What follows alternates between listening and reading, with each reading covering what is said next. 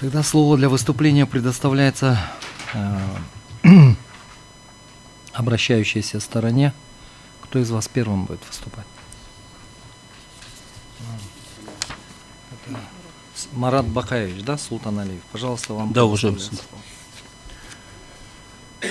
уважаемый председательствующий, уважаемые судьи Конституционного суда Кыргызской Республики, уважаемые стороны, приглашенные и присутствующие. Прежде всего, позвольте выразить признательность за то внимание, с которым все подошли к рассмотрению данного дела, и начать свое выступление. В рамках сегодняшнего заседания субъект обращения поставил вопрос о соответствии части 4 статьи 100 и части 1 статьи 101, конституционность норм в пункте 11 части 1 статьи 35 и части 1 статьи 260 Уголовно-процессуального кодекса Кыргызской Республики. В том смысле, как они понимаются в правоприменительной практике, позволяющие прекращать уголовное дело и позволяющие отменять постановление о прекращении уголовного дела и возобновлять следствие, при том, что в наличии имеются вступившие в законную силу судебные акты. Вместе с тем, заявитель по сути своей ставит вопрос о неконституционности в том смысле, что органы прокуратуры, ссылаясь на оспариваемые нормы, произвольно, по ее мнению, трактуют в отрыве от норм Конституции Кыргызской Республики. Я, с вашего позволения, не буду полностью повторять подробно те доводы, которые мы изложили в ходатайстве, и постараюсь остановиться только на тех позициях, которые мы считаем принципиальными для рассмотрения данного дела. В первом блоке я бы хотел коснуться коротко вопроса о принципе приоритета права и тех обстоятельств, которые сподвигли нас обратиться в Конституционный суд. Во втором блоке я приведу конкретные действия со стороны обращающейся стороны, которые также послужили поводом к тому, что она вынуждена была обратиться в Конституционный суд.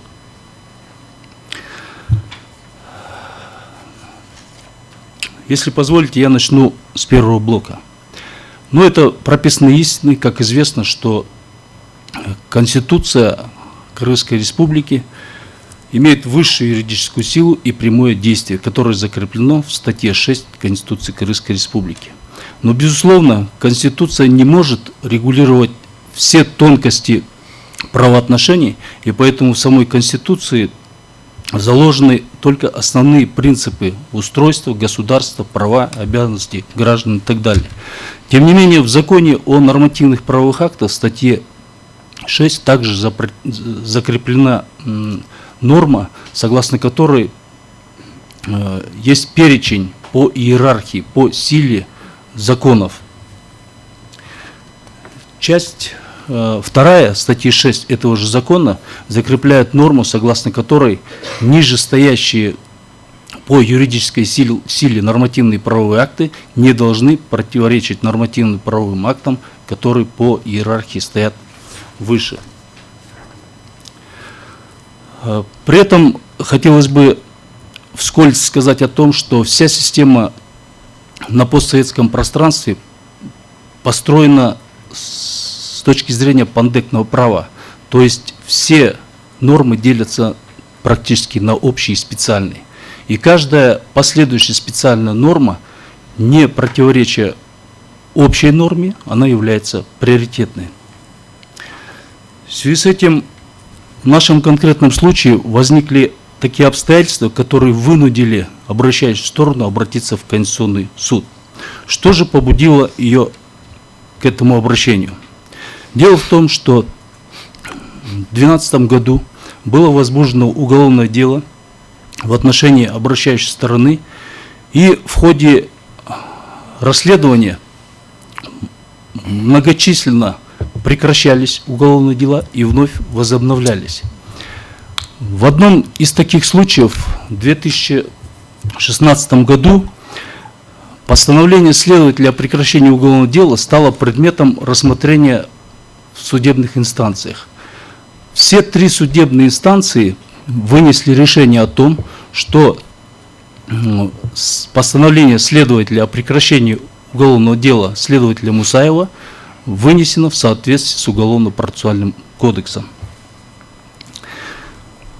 Вместе с тем, несмотря на то, что в 2017 году уже судебный акт вступил в силу, после вынесения решения второй инстанции прокуратура отменяет постановление Мусаева на том основании, что оно вынесено необоснованно и незаконно, и возобновляет следствие. После этого еще много раз прекращалось уголовное дело и возобновлялось. В материалах мы представили некоторые только документы о прекращении и возобновлении, но в материалах также представлена справка, в которой идет перечень тех действий следственных органов, когда прекращаются и возобновляются уголовные дела. Соответственно, получилась такая ситуация, что постановление следователя о прекращении уголовного дела признано в судебном порядке законным, то есть вынесено в установленном законном порядке, а органы прокуратуры, несмотря на вступившие в законную силу судебные акты, возобновляют производство.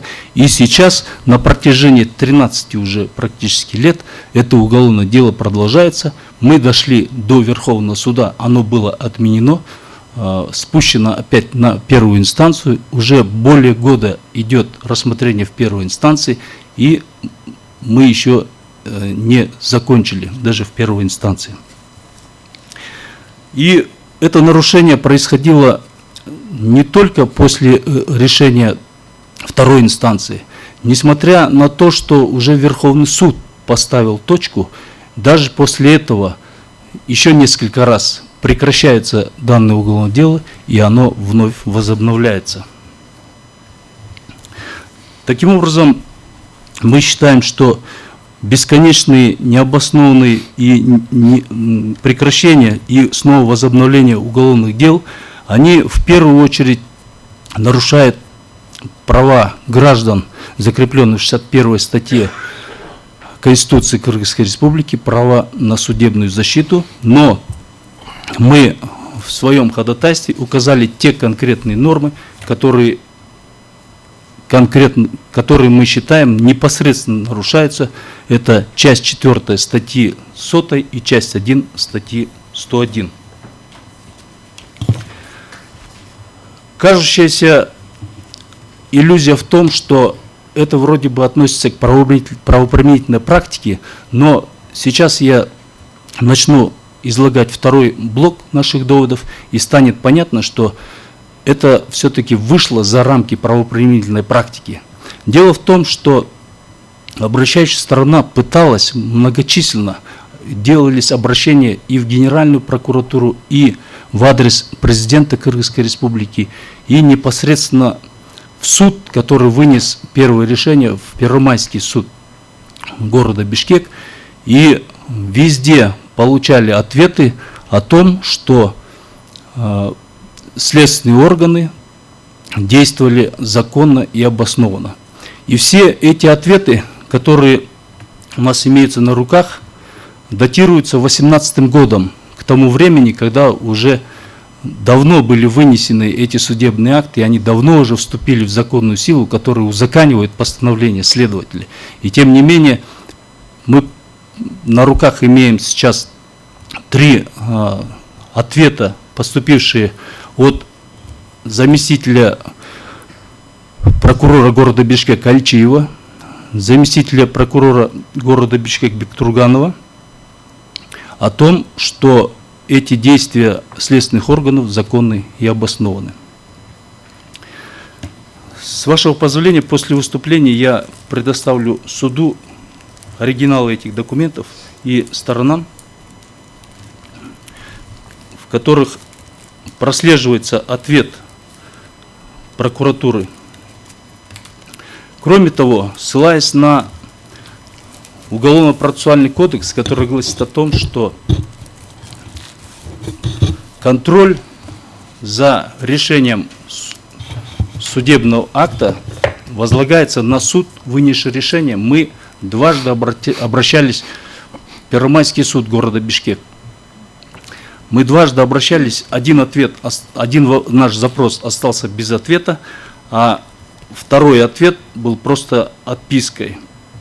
Мы на нескольких страницах пытались изложить суть о том, что нарушаются законы, что возобновление уголовного дела произошло вопреки имевшимся судебным актам, и просили суд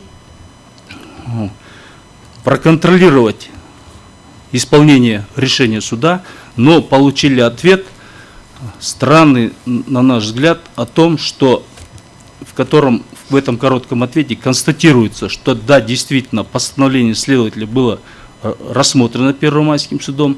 Далее пишут, что материалы данного дела утеряны, и о том, что старый уголовный кодекс и уголовно-процессуальный кодекс отменены и введены в данный момент уголовный кодекс и уголовно-процессуальный кодекс.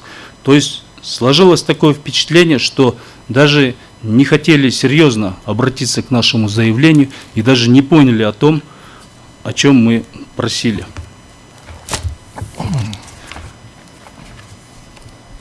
Разрешите, я по ходу, да?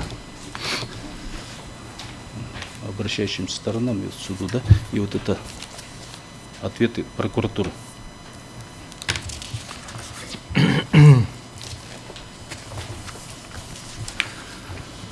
Таким образом, даже ссылаясь на часть 2 статьи 421 Уголовно-процессуального кодекса, где обращение к исполнению возлагается на суд, вынесший решение, мы не получили того ответа и не получили никакого действия со стороны суда, который вынес данное решение. И в заключение я бы хотел обратить ваше внимание, что и Конституционная палата, и Конституционный суд неоднократно поднимал проблему и выражал свою позицию о правах граждан на судебную защиту.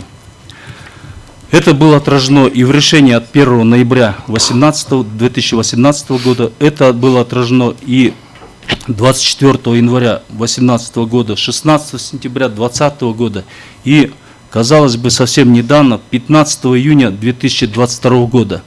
В последнем решении рассматривался вопрос о норме, которая заложена в Уголовно-процессуальном кодексе, когда отменялся арест на имущество просто при прекращении уголовного дела. Казалось бы, логически, да, прекращается уголовное дело, и надобность в аресте отпадает. Но, тем не менее, суд конституционный сделал вывод о том, что подобное явление, оно выражается как посягательство на судебную систему, и судебное решение может отменить только суд. В соответствии с этим данная норма, часть 13 статьи 121, касающаяся снятия ареста имущества, была признана неконституционной. В нашей ситуации мы считаем, что произошло подобное явление, то есть постановление следователя было, законность постановления о прекращении уголовного дела следователя Мусаева было закреплено 3 инстанциями судов, но тем не менее органы прокуратуры возобновляют. Я хотел бы обратить ваше внимание на справку, которая предоставлена в материалах дела. В этой справке подробно описывается, когда возобновляется, когда прекращается, но не указывается о вот этих 3 инстанциях судов, которые закрепили постановление следователя о прекращении уголовного дела. Кроме того, я хотел бы обратить ваше внимание, что в материалах суда приложено информационное письмо Российской Федерации. В 2016 году Конституционный суд Российской Федерации пошел дальше в этом направлении. То есть Конституционный суд Российской Федерации признал противоречащим Конституции, когда уголовные дела возобновляются после года, как они были прекращены, даже без наличия судебных актов.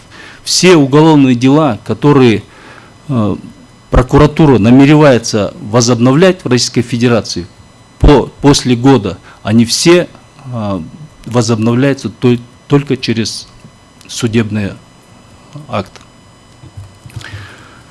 В связи с этим я закончил свое выступление и прошу объективно рассмотреть дело и удовлетворить наших ходатайств. У вас все?